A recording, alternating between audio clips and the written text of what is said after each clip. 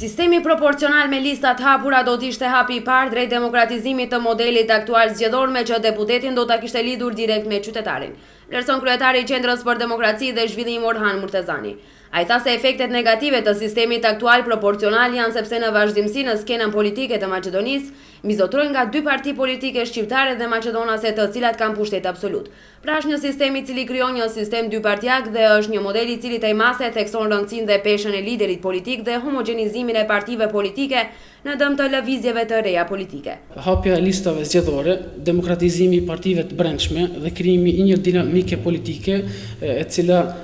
do zhvilloj edhe sistemin zgjedhor, edhe sistemin demokratik, po edhe zhvillimin e shtetit në përgjithësi. Këto mendoj se janë gjitha parakushtet që ne duhet të kalkulojmë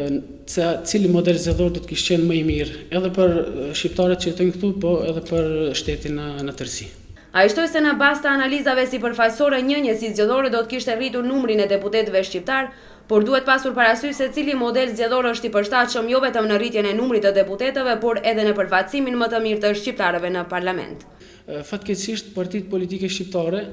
gjatë miratimit këtij modeli zgjedhor me sa duket kanë kalkuluar vetëm në benefitet që ky model zgjedhor do asjell atyre si